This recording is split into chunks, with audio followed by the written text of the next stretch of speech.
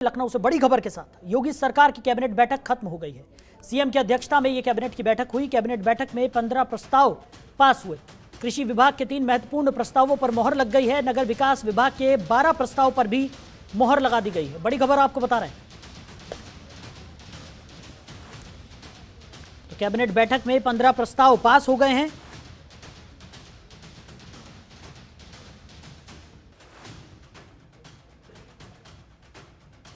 नगर विकास विभाग के 12 प्रस्तावों पर मोहर लग गई है। लखनऊ से बड़ी खबर, योगी सरकार की कैबिनेट बैठक खत्म हो गई है। तो सीएम की अध्यक्षता में यह कैबिनेट बैठक हुई। कृषि विभाग के 3 महत्वपूर्ण प्रस्तावों पर मोहर लग गई है। कैबिनेट बैठक में कुल 15 प्रस्ताव पास। नगर विकास विभाग के 12 प्रस्तावों पर भी मोहर लग गई है। बड़ी खबर आपको खबर पर ज्यादा जानकारी के साथ हमारे सहयोगी अवनीश कुमार हमारे साथ जुड़ गए हैं। अवनीश, क्या कुछ निकलकर सामने आ रहा है? जिस तरह खत्म हो गई है, 15 प्रस्तावों को मंजूरी यहां पर मिल गई है। आज कैबिनेट की बैठक हुई थी और कई अहम प्रस्ताव पास किए गए। अगर 3 प्रस्ताव बात करें तो कृषि विभाग, उसके बाद जो सबसे ज्यादा है वो 12 प्रस्ताव हैं नगर विकास विभाग के। उसके बाद जो सबसे बड़ा फैसला लिया गया है वो ये है कि 19 सितंबर से विधानसभा का मानसून सत्र शुरू होगा। इसको लेकर प्रस्ताव बन चुका है और महामहिम को ये निवेदन भेजा गया है।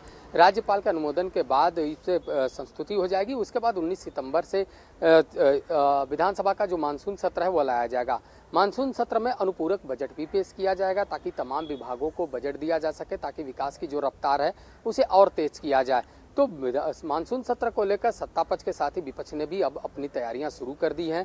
हालांकि विधानसभा अध्यक्ष इस बात को तय करेंगे कि जो मानसून सत्र है वो कितने दिन का होगा, इसको लेकर कार्ययोजना बननी है। लेकिन ये तय हो चुका है कि 19 सितंबर से ही विधानसभा का मानसून सत्र शुरू हो जाएगा। उसके बाद नगर विकास की बात करें तो 2 ऐसे नगर निगम क्षेत्र हैं जिनका सीमा का विस्तार किया गया है। उसमें अलीगढ़ नगर निगम और उसके बाद दूसरा देवरिया। तो ये दोनों का सीमा विस्तार किया गया है। 4 नए नगर पंचायत के प्रस्ताव को मंजूरी दी गई है। उसके बाद अगर बात किया जाए तो तमाम जो नगर पंचायत हैं उनके सीमा को विस्तार को मंजूरी दी गई है। उसमें बांदा से बिसंडा है, बाराबंकी से रामनगर है, शाहजहांपुर से अल्लाहगंज तक है और उसके बाद कुशीनगर से रामकोला और लखीमपुर खीरी से धौरारा और फर्रुखाबाद की कंपिला को विस्तार को मंजूरी दे दी गई है। और इसी के साथ 12 प्रस्ताव पूरे जो नगर विकास के हैं रखे गए। तो लगातार कैबिनेट में उम्मीदें जताई जा रही थी कि आखिर इस बार क्या कुछ प्रस्ताव होगा, लेकिन साफ है कि 3 ऐसे प्रस्ताव कृषि विभाग के, 12 प्रस्ताव नगर विकास के और जो सबसे बड़ा प्रस्ताव पास हुआ है वो हुआ है 19 सितंबर से विधानसभा का मानसून सत्र चलाने की। क्योंकि मानसून सत्र को लेकर लगातार संभावना लगाई जा रही थी कि आखिर वो तारीख कौन होगी और इस बार का मानसून सत्र कैसा होगा, उसमें जो अनुपूरक बजट आएगा वो कैसा होगा, तमाम जो अध्यादेश पटल पे रखे जाएंगे वो कैसा होगा। और सबसे खास बात होगी कि विधानसभा में तो भारतीय जनता पार्टी के पास बहुमत है, विधान परिषद में भी उनकी संख्या बल सबसे ज्यादा है। ऐसे में कहीं न कहीं जो भी अध्यादेश लाया जाएगा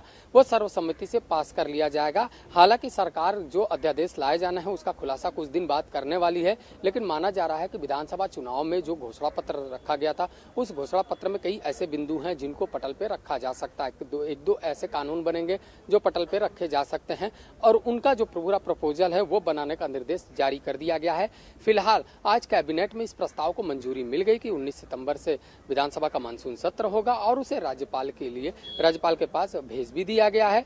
अब संस्तुति मिलते ही विधानसभा अध्यक्ष पूरी जो कार्य योजना है उसको प्रारूप देंगे और उसके बाद उस साझा करेंगे आखिर कितने दिनों का ये सत्र होगा, इसमें अनुपूरक बजट किस दिन पेश किया जाएगा, कैसे चर्चा की जाएगी, पटल पे क्या रखा जाएगा, इन सभी बातों पर जो कार्य योजना है वो बननी शुरू हो जाएगी। अवनीश, वहीं अगर बात की जाए जिस तरीके से कृषि से संबंधित 3 प्रस्ताव यहां पर पास किए गए हैं और काफ़ी महत्वपूर्ण ये प्रस्ताव बताए जा रहे हैं, उनको लेकर क्या कुछ निकलकर सामने आ रहा है? क्योंकि पिछले कुछ समय से अगर बात की जाए तो किसानों में काफ़ी ज़्यादा नाराज़गी भी कई चीज़ों को लेकर देखने को मिल रही थी और अब कृषि संबंधित जो ये प्रस्ताव हैं यहाँ पर पास कर दिए गए हैं, कितना फ़ायदा यहाँ पर पहुँचेगा और किस तरीके के प्रस्ताव बताए जा रहे हैं?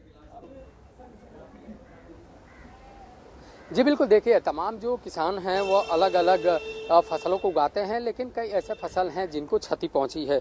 उस क्षति की पूर्ति के लिए जो प्रस्ताव है उसको रखा गया था और उसे मंजूरी ले ली गई है।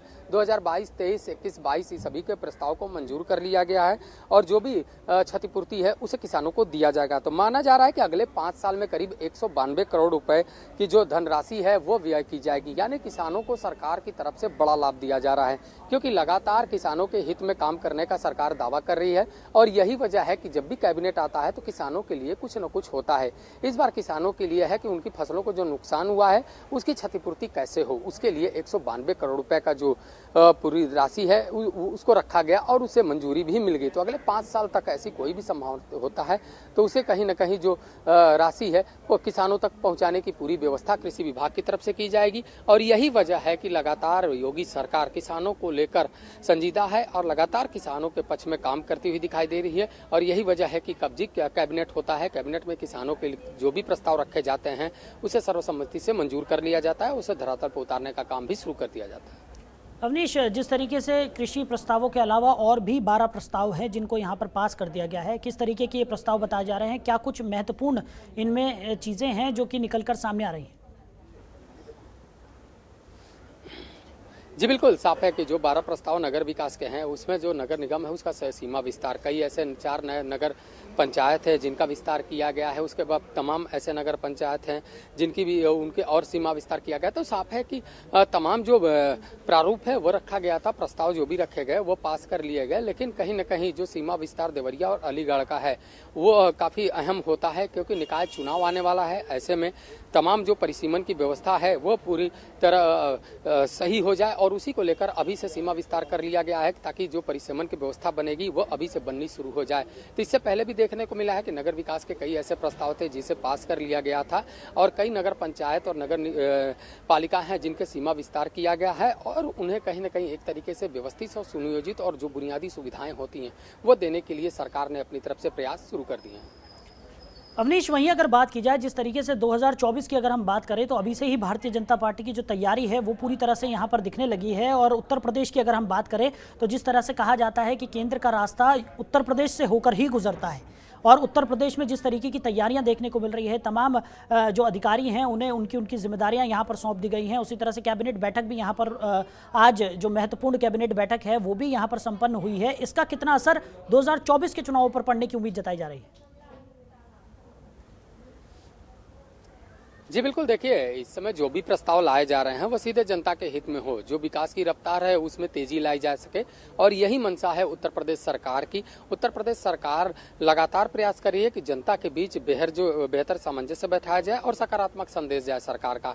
यही वजह है कि मंत्री समूह बनाया गया, उनको मंडलों में भेजा गया, खुद मुख्यमंत्री योगी आदित्यनाथ जगह जगह जा रहे हैं और जहां भी जनप्रतिनिधियों के साथ वो बैठक करते हैं उस बैठक में वहां की मांगों को वो जरूर सुनते हैं और उसका प्रस्ताव बनाने के लिए अफसरों को निर्देश देते हैं, उसे मंगवाते हैं शासन में, शासन से वो कैबिनेट में जाता है और कैबिनेट में उसे मंजूर कर लिया जाता है, ताकि पूरी तरह एक सकारात्मक संदेश सरकार की ओर से जाए कि सरकार के पास छोटे से छोटे ग्रामीण इलाकों की जो भी प्रस्ताव आते हैं उसे मंजूर किया जा सकता है। जनता के हित में सरकार काम कर रही है और यही वजह है कि जब सकारात्मक संदेश जाएगा तो आने वाले चुनाव पर भी इसका असर दिखाई देगा। लोकसभा चुनाव है, उससे पहले निकाय चुनाव है, तो लोकसभा और निकाय चुनाव दोनों को लेकर भारतीय जनता पार्टी ने अपनी तैयारियां शुरू कर दी है और सरकार और संगठन दोनों के बीच सामंजस्य बनाया जा रहा है, ताकि जो भी कार्य हैं वो जनता के बीच जाए और जनता के बीच एक बेहतर मैसेज जाए और उसका असर आने वाले चुनाव पर दिखाई दे।